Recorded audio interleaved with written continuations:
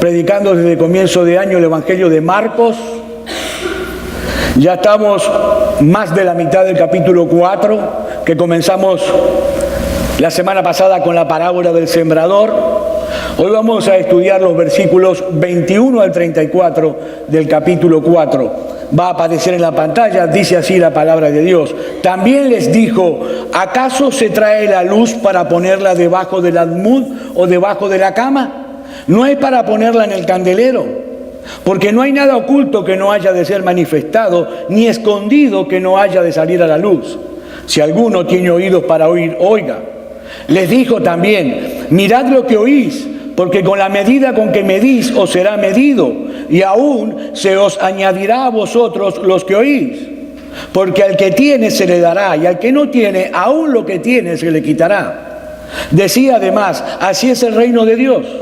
Como cuando un hombre echa semilla en la tierra y duerme y se levanta de noche y de día, y la semilla brota y crece sin que él sepa cómo.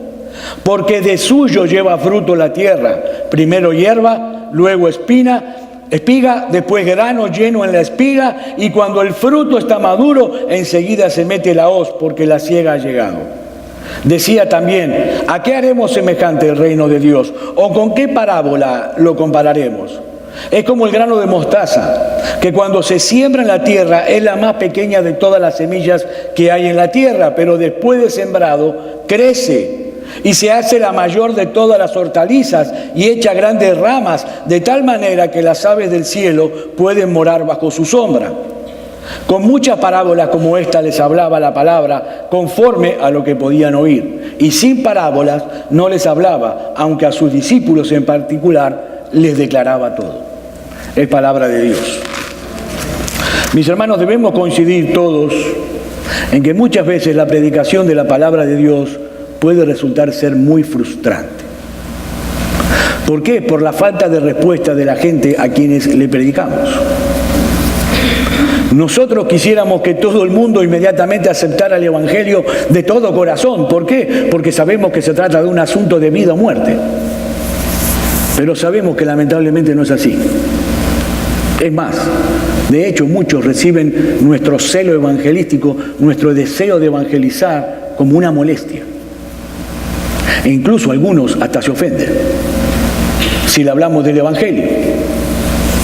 Predicar el Evangelio no siempre produce el fruto esperado. Esa es una de las enseñanzas, recuerdan, que veíamos la semana pasada en la parábola del sembrador. Allí el Señor Jesús compara a los predicadores del Evangelio como un sembrador que sale a sembrar la semilla de la palabra de Dios. Pero esa semilla no siempre cae en buena tierra y por eso no siempre da frutos. Algunos tienen un corazón muy endurecido. Otros tienen un corazón muy superficial. Otros están muy preocupados por las cosas de este mundo. Y algunos tienen los tres a la vez. Pero esa parábola que veíamos la semana pasada nos enseña también que por la gracia de Dios muchos corazones son preparados para recibir la palabra y para que la palabra dé frutos. Así que la conclusión es que debemos predicar la palabra, porque ese es el instrumento poderoso que Dios ha de usar para obrar en el corazón de los hombres y las mujeres para establecer su reino. Y de eso precisamente es lo que vemos en las parábolas que encontramos en este texto que yo acabo de leer. Aquí encontramos 3 parábolas que nos muestran el poder de la palabra de Dios en el avance del establecimiento de su reino.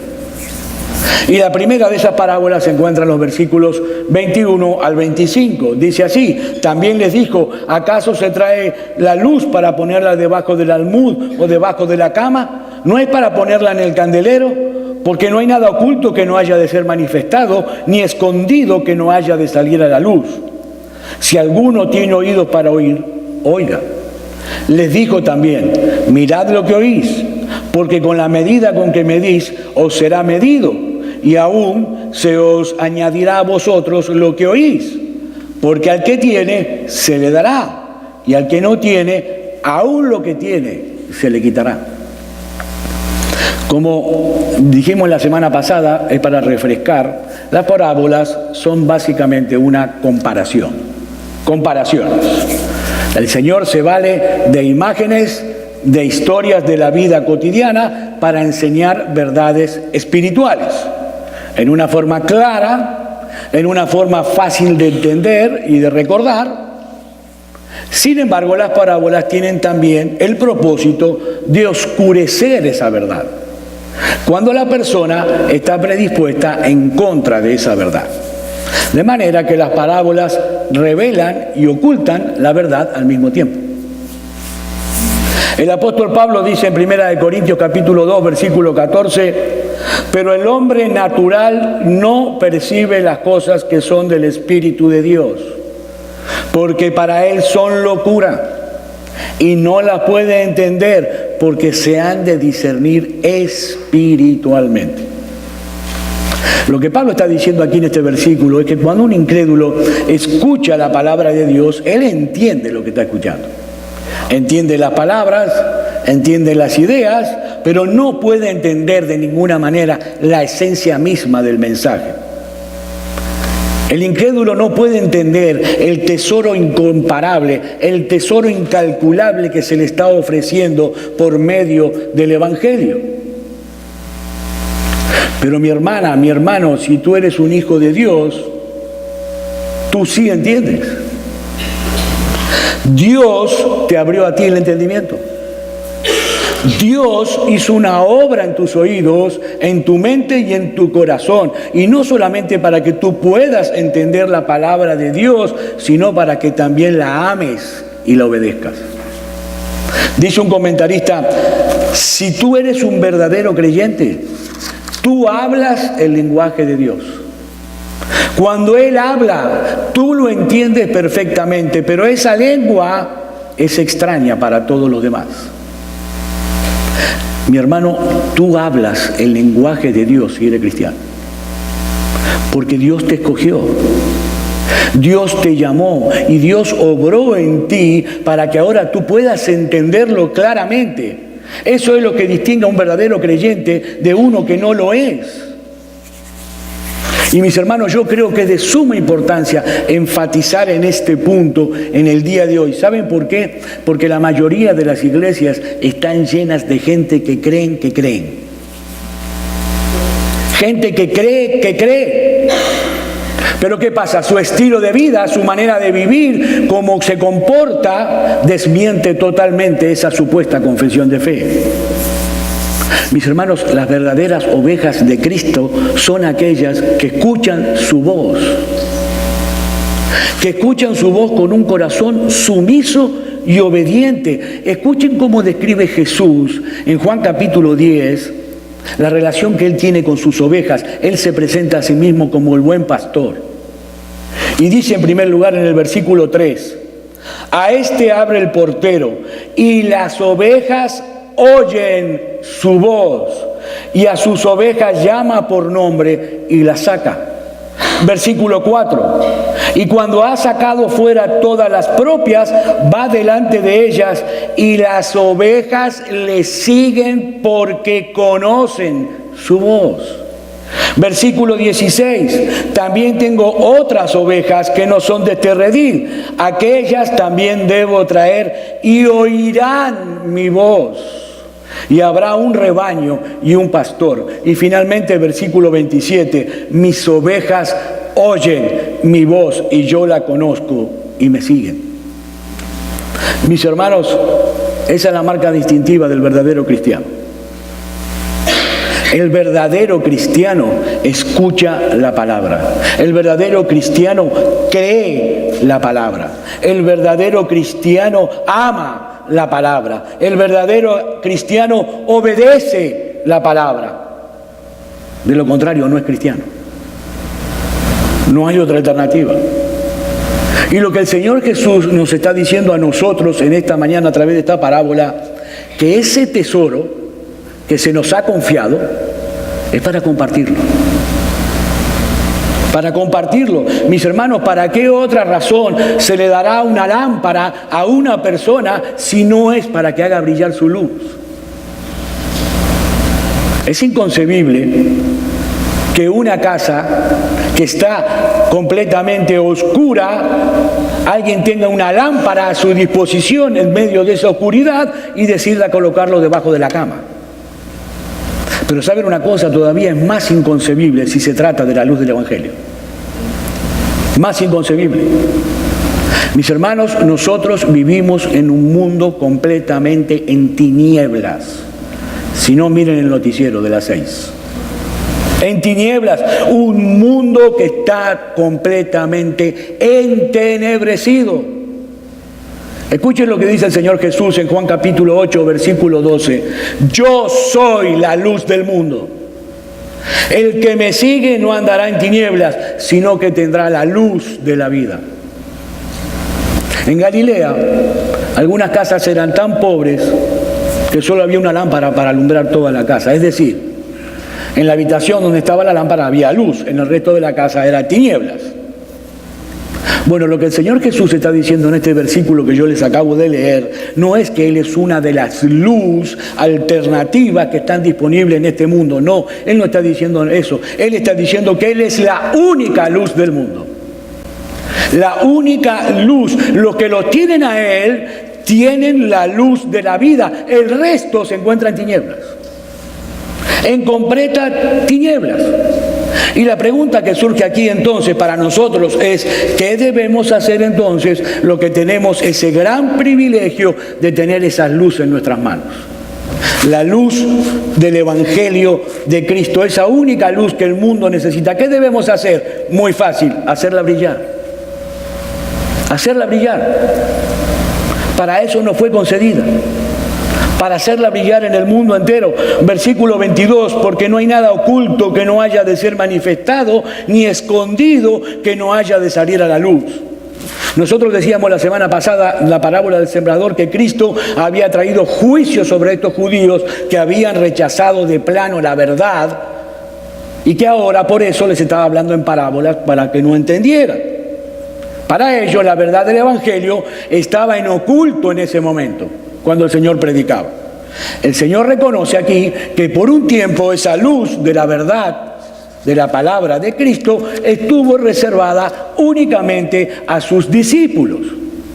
Pero lo que ahora está diciendo el Señor Jesús aquí es que no siempre iba a ser así.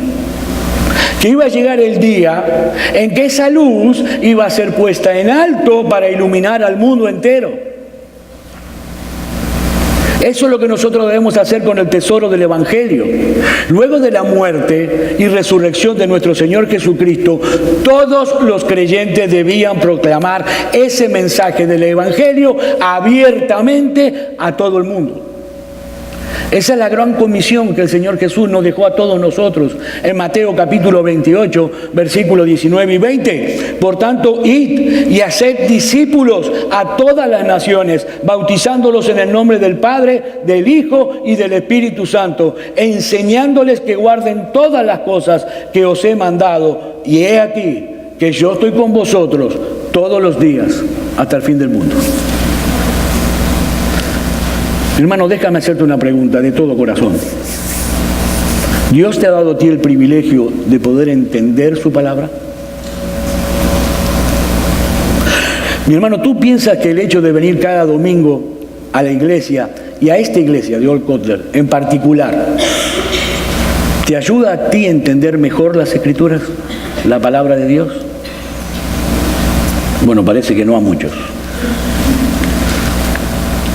Dice el Salmo 119, versículo 130, la exposición de tus palabras alumbra, hace entender a los simples. Y eso es lo que estamos haciendo aquí en este momento. La palabra de Dios está siendo expuesta. Mi hermano, ¿tú recibes luz cuando de este púlpito la palabra de Dios es expuesta fielmente? Si tu respuesta es afirmativa, mi hermano, ¿alguna vez tú has considerado el hecho realista de que eso que para ti es un privilegio es a la vez una tremenda responsabilidad? Una tremenda responsabilidad. Nadie le da una lámpara a una persona si no es para que la haga brillar. Lo que el Señor nos está diciendo aquí es que todos nosotros tenemos una mayordomía con esa luz que Él nos da a través de su palabra. Y esa luz debe brillar donde quiera que nosotros estemos. Mis hermanos, el Señor no nos ha dado a nosotros la responsabilidad de convertir a nadie. Y gloria a Dios por eso. Nosotros no tenemos que convertir a nadie. Eso solo puede hacerlo Dios y nadie más. Pero sí Él nos ha dado la responsabilidad de hacer brillar la luz del Evangelio de Cristo donde quiera que podamos hacerlo. Y noten la seriedad con la que Jesús toma este tema. Versículo 23, el que tiene oídos para oír, oiga. Esta frase aparece 8 veces en el Nuevo Testamento y denota mucha seriedad. No todos tienen oídos para oír la palabra de Dios, eso lo vimos en la semana pasada. Pero mi hermano, si Dios te ha dado en su gracia oídos para oír la palabra de Dios, lo que el Señor te está diciendo aquí hoy, ahora es tu responsabilidad escuchar con suma atención lo que Dios dice en su palabra para ponerlo por obras y para proclamarlo a otros. Ahora, nosotros no podemos compartir una verdad que no conocemos, que no tenemos idea. Y no podemos conocer mejor la verdad del Evangelio si no ponemos suma atención a la palabra de Dios. Versículo 24, les dijo también, mirad lo que oís, porque con la medida con que medís os será medido y aún se os añadirá a vosotros lo que oís. Jesús está diciendo aquí, escuchen con atención lo que están oyendo. No se dejen distraer por nada ni nadie para que puedan tener un entendimiento claro de la verdad. Y cuando escribía esto yo pensaba, Dios ya sabía que Steve Jobs iba a crear el iPhone. Dios lo sabía. Y que gracias al iPhone íbamos a poder tener la Biblia en nuestros teléfonos. Pero ¿qué pasa? El iPhone también tiene WhatsApp. Y tiene mensajes de texto. Y tiene Facebook. Y un montón de porquerías más. Y cada vez que queremos leer la palabra de Dios en el teléfono, alguien nos manda un mensaje. O una publicidad. Hermano, cuando estamos leyendo la palabra de Dios, o mejor todavía, estudiando la palabra de Dios, tú tienes que tomar conciencia que es Dios mismo el que te está hablando de tú a tú. Cuando el pastor se para aquí en este púlpito y expone fielmente la palabra de Dios, ustedes ven a un hombre, pero es Dios mismo el que está hablando. Es Dios.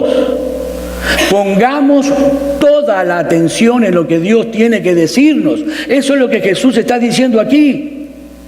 Que hay una bendición en el esfuerzo de tratar de entender la palabra de Dios, de asimilar más la palabra. Hermano, si tú escuchas la palabra con atención y la recibes con fe y con un corazón sumiso y obediente, ¿sabe lo que pasará? El Señor bendecirá tu esfuerzo.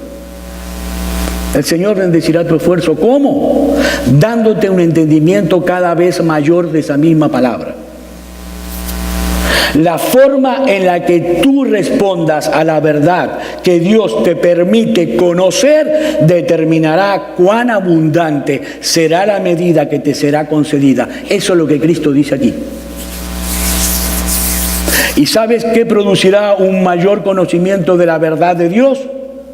Bueno, más conocimiento de Dios, mayor gozo, mayor confianza en sus promesas, mayor santidad, menos apegos a las cosas de este mundo y sobre todas las cosas un mayor apego y un mayor amor a nuestro bendito, exaltado, supremo y sublime Señor Jesucristo. Y una mayor satisfacción en Él. En otras palabras, mis hermanos, la bendición sobre nuestras vidas no será proporcional a la medida de nuestra atención a la palabra de Dios. No, será desproporcionalmente mayor, porque Dios es muy generoso. Como dice un comentarista, esta es una bondadosa promesa de que el beneficio recibido de parte de Dios será aún mayor que el esfuerzo requerido. Dios en su generosidad dará al oidor diligente una bendición que será mucho más grande en proporción de lo que por justicia podemos llegar a esperar. Pero aún nos resta ver dos parábolas más que obviamente las vamos a ver más brevemente por una cuestión de tiempo, pero las dos están conectadas con este tema. El Señor nos acaba de decir que debemos compartir la luz que recibimos de su palabra. Pero ahora Él quiere mostrarnos, en segundo lugar, que esa palabra opera misteriosamente en el corazón de los hombres.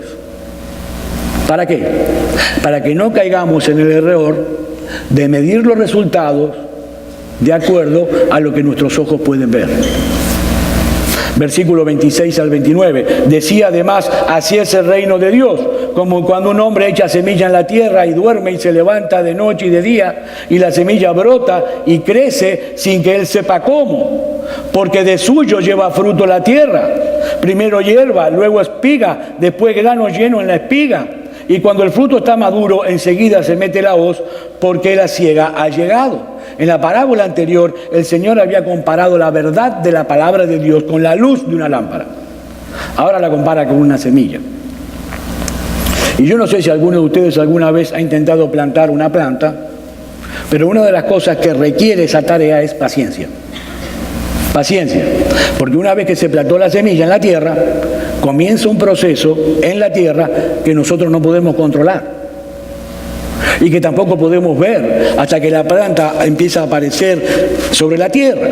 Esa es la enseñanza del versículo 27. La semilla tiene su propio proceso reproductivo y es sorprendente, es maravilloso el tamaño de la planta que puede llegar a salir de una pequeña semilla. Asombroso. La semilla es una de las cosas más comunes en la naturaleza, pero a su vez son extraordinarias. Dentro de una pequeña semilla está encerrado todo el potencial, todo lo que ella necesita para reproducirse a sí misma. Y lo que Cristo está diciendo aquí en nuestro texto es que de esa misma manera es la palabra de Dios. Nuestra labor es sembrarla a través de la predicación del Evangelio para que luego Dios se encargue de hacerla crecer en los corazones. En los corazones que Él quiera, cuando Él quiera y como Él quiera. Y el apóstol Pablo tenía muy claro esta perspectiva en su ministerio. Dice 1 Corintios capítulo 3, versículos 6 al 7, yo planté, Apolos regó, pero el crecimiento lo ha dado Dios. Así que ni el que planta es algo, ni el que riega, sino Dios que da el crecimiento. Esta es una enseñanza muy sencilla, pero no deja de ser extremadamente importante. Nuestra labor es sembrar la semilla de la palabra de Dios. La de Dios es hacerla germinar. ¿Saben lo que pasa, mis hermanos, cuando nosotros olvidamos este principio tan simple pero tan importante? Que tarde o temprano vamos a terminar buscando la forma de manipular esos resultados. Porque como yo decía al principio, a veces predicar la palabra de Dios resulta frustrante. Y entonces decimos, yo estoy sembrando la palabra de Dios domingo tras domingo fielmente sin cesar, pero yo no veo mucha gente en la iglesia. Es más, veo poca. Tal vez debería usar otra metodología. Tal vez ya la gente no quiere oír una predicación. La gente prefiere mejor un talk show. Que nosotros debatamos con los pecadores. Que hablemos con los pecadores. No, mis hermanos. No, no y no. Yo no estoy aquí para hablar con los pecadores. Yo no estoy aquí para debatir con los pecadores. Yo no soy un negociador en nombre de Dios. Yo soy un embajador de Dios. Y yo estoy parado aquí con autoridad para decirte a ti lo que Dios quiere que te diga por medio de su palabra. El Señor dijo en Juan capítulo 1, versículos 12 y 13, mas a los que le recibieron, a los que creen en su nombre, le dio potestad de ser hechos hijos de Dios. Presten atención, los cuales no son engendrados de sangre, ni de voluntad de carne, ni de voluntad de varón, sino de Dios. En palabras más sencillas, hermanos, eso no depende de nosotros. El nuevo nacimiento no depende en absoluto de nosotros. ¿Escucharon esos padres? La salvación de nuestros hijos no depende de nosotros. Para nada. La salvación de nuestros hijos no está en nuestras manos, ni en la de ellos, ni en la de nadie. Nuestro único papel aquí es sembrar la semilla de la palabra de Dios. Y a veces nos da la impresión de que no está sucediendo nada. De que hablamos y hablamos y hablamos, pero nada sucede. Pero ¿saben qué? Mis hermanos, esa semilla es tan poderosa, pero tan poderosa, que cuando es sembrada en un corazón preparado por la gracia soberana de Dios, nada ni nadie puede impedir los resultados. Nada ni nadie. El Señor Jesucristo dice eso en el versículo 28 de nuestro texto. La palabra de Dios lleva adelante un proceso divinamente automatizado. Es decir, mi hermano, cuando Dios dice crece, nada ni nadie puede detener eso. El poder asombroso de la palabra de Dios. Pero en tercer y último lugar hay algo más que el Señor Jesús quiere enseñarnos en este pasaje, y es el hecho de que el reino de Dios experimentará un crecimiento desproporcionado en comparación a la pequeñez de sus inicios. Versículo 30 al 32. Decía también, ¿a qué haremos semejante el reino de Dios? ¿O con qué parábola la compararemos? Es como el grano de mostaza que cuando se siembra en tierra es la más pequeña de todas las semillas que hay en la tierra, pero después de sembrado crece y se hace la mayor de todas las hortalizas y echa grandes ramas, de tal manera que las aves del cielo pueden morar bajo su sombra. La semilla de mostaza no es en realidad la semilla más pequeña del mundo, sino que era la semilla más pequeña que se sembraba en los campos de Israel en esa época. Mide aproximadamente entre 1 o 2 milímetros, es literalmente igual a un grano de arena. Y sin embargo, esa pequeña semillita puede llegar a producir un arbusto, una planta que mide entre 12 y 15 pies de alto y 5 y 6 pies de diámetro. De modo que el crecimiento no es proporcional al tamaño de la semilla. Y lo que el Señor le está enseñando a sus discípulos ese día y a nosotros es que de esa forma será el crecimiento del reino de Dios. Comenzará con un pequeño grupo de hombres que no parecían tener mucha capacidad de impacto. Si ustedes leen o estudian a los 12 discípulos, no era un dream team.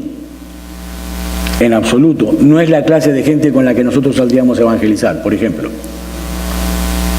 Hombres que no parecían tener mucha capacidad de impacto, pero que experimentaría un crecimiento tal que llegaría a abarcar todas las naciones de la tierra. Y eso es así hoy. Ahora imagínense lo alentadora que puede haber resultado esta parábola a los discípulos. Ellos lo habían dejado todo por seguir a Jesús, por seguir al Mesías que habría de implantar el reino de Dios en la tierra. Pero hasta ahora el programa de conquista no parecía ser muy alentador. No estaba dando muchos resultados. Multitudes eran atraídas por Jesús, multitudes, pero los discípulos sabían perfectamente que eran muy pocos los verdaderos discípulos del Señor. Que la mayoría de la multitud lo único que buscaba de Jesús eran beneficios temporales, milagros, pero muy pocos estaban interesados en la salvación de sus almas y mucho menos estaban dispuestos a someterse a la autoridad suprema del Señor Jesucristo. Y al final de cuentas, de eso es que se trata el reino de Dios. ¿Qué es el reino de Dios? Bueno, es la esfera en la que el Señor ejerce su autoridad en el corazón de los hombres. Es la esfera de la salvación. Hombres y mujeres que desean hacer la voluntad de Dios y no la propia. Hombres y mujeres que se someten a Dios gozosa y voluntariamente. Eso es el reino de Dios. Y Jesús los exhorta en esta parábola a tener paciencia, a seguir perseverando en fe y a confiar en el poder del Evangelio. Cristo les está diciendo, óigame bien, este grupo es pequeño, sí, pero el crecimiento del reino será como la semilla de mostaza, completamente desproporcional en comparación con la pequeñez de sus inicios. Hermanos, las evidencias están a la vista. La iglesia de Cristo no solamente ha tenido un crecimiento descomunal a través de la historia, sino que el cristianismo, a pesar de lo que digan los historiadores, sentó las bases de la civilización de Occidente. Ahora, ¿saben qué es lo más espectacular, más maravilloso y más extraordinario de todo esto, de este crecimiento? Que cuando la historia llega a su final, nosotros veremos lo mismo que el apóstol Juan vio en visión y que se encuentra en Apocalipsis capítulo 7, versículos 9 y 10. Después de esto miré y he aquí una gran multitud, la cual nadie podía contar, de todas las naciones y tribus y pueblos y lenguas que estaban delante del Cordero, vestidos de ropas blancas y con palmas en la mano, y clamaban a gran voz diciendo, la salvación pertenece a nuestro Dios que está sentado en el trono y al Cordero. Mis queridos hermanos, ya para terminar, tu responsabilidad y la mía no es mejorar el plan de Cristo, porque es perfecto. Tu responsabilidad y la mía no es sentarnos a pensar cómo podemos hacer para que el reino de Dios se expanda más rápidamente en el mundo. No, esa no es nuestra responsabilidad. Nuestra responsabilidad es obedecerle a Él, proclamando su palabra. Mis hermanos, esa luz debe brillar. Esa semilla debe ser sembrada. Y Cristo no ha prometido enviar ángeles para hacer eso. No, Él ha encargado esa tarea a hombres y mujeres comunes y corrientes, como tú y como yo. Mi hermano, mi hermana, otra vez te pregunto, ¿qué estás haciendo tú hoy con la verdad de la palabra? Con esa palabra que el Señor, por gracia, te está permitiendo conocer. ¿Qué estás haciendo tú? ¿Qué tanto esfuerzo estás poniendo tú en dependencia de su Espíritu Santo para entender mejor esa palabra? Para aprender mejor esa palabra y para ponerla por obras. Recuerda, la verdad recibida y asimilada aumenta nuestra capacidad de recibir más verdad y por lo tanto aumenta también nuestra capacidad de brillar. Pero tal vez la pregunta más importante que yo deba hacerles a ustedes en esta mañana es, ¿qué tan precioso es Cristo para ti? ¿Qué tan precioso es Cristo para ti? ¿Cuánta pasión hay en tu corazón por Él? ¿Cuánta pasión? Recuerda, esto se trata de un círculo virtuoso. Cuando te conviertes al Señor, Dios te da amor por su palabra. ¿Por qué? Porque tú te das cuenta que en ella se revela Jesús y el Evangelio.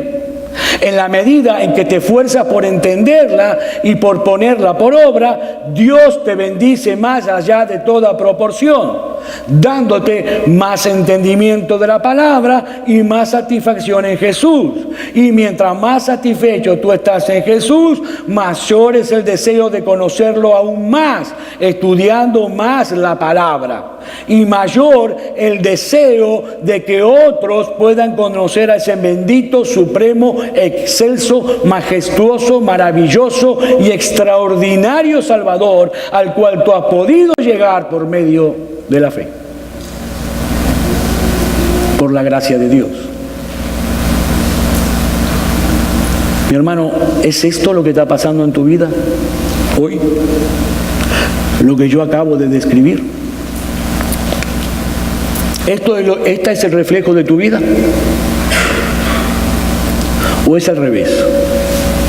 Tú te estás dando cuenta hoy que antiguamente tu pasión por Cristo era mayor, que tu deseo de conocer la palabra de Dios, de aprender su palabra, era mayor. Mis hermanos, yo lo digo esto con preocupación como pastor. Tenemos 2 estudios bíblicos y viene muy poca gente. Y me preocupa. No escucho a nadie decir que tiene grupos de estudio bíblico en sus casas. Es más, no escucho a nadie decir cuánto ha estudiado la Biblia en esta semana. Y me preocupa. Mi hermano, si tú estás en ese proceso de decamiento, yo te ruego que lo detengas hoy, volviendo a Cristo en arrepentimiento y fe. Y sumergiéndote de nuevo en su palabra. Hermano, vuélvete a predicarte el Evangelio. Vuelve a predicarte de que hay salvación en Cristo para todo aquel que cree. Y recuérdale a tu corazón de que no hay nada en este mundo, absolutamente nada en este mundo que se pueda comparar con Él. Nada. Y mi hermano, yo te ruego, en dependencia del Espíritu Santo, vuelve a la Biblia. Vuelve a la Biblia urgentemente. Urgentemente. Yo creo que aquí no hay nadie que no necesite aprender más de la palabra de Dios. Por lo tanto, creo que los viernes y los domingos por la mañana, todos deberíamos estar aquí. Salvo que tú lo estudies todos los días en tu casa, gloria a Dios por eso. Y si tú estás de visita en esta mañana y nunca has venido a Cristo en arrepentimiento y fe, pidiéndole a Él que te salve, pidiéndole a Él que perdone tus pecados, yo espero que hayas podido ver hoy, mi amigo, mi amiga, el interés que tiene Jesús de que personas como tú escuchen el Evangelio. La buena noticia de que hay salvación para todos los que abandonan toda confianza en sí mismo y confía únicamente en Cristo para el perdón de sus pecados y para el don de la vida eterna. Mi amigo, ¿sabes por qué Jesús nos encargó de hacer brillar la luz del Evangelio en todo el mundo? Porque todo el mundo la necesita urgentemente y tú también. El mundo la necesita urgentemente y tú también. Y a ti Dios te ha traído hoy aquí para que tú escuches este mensaje. Mi amigo, no desprecies la palabra de Dios que has recibido hoy. Ven a Cristo, ven a la cruz. Allí donde estás, en el lugar donde estás, clámale a Él por misericordia. Pídele a Él que perdone tus pecados. Pídele a Él que te otorgue el don de la vida eterna. Cristo es un gran Salvador y Él ha prometido en su palabra, Él ha prometido en su palabra que no echará fuera a nadie que venga a Él en arrepentimiento y fe con un corazón contrito y humillado.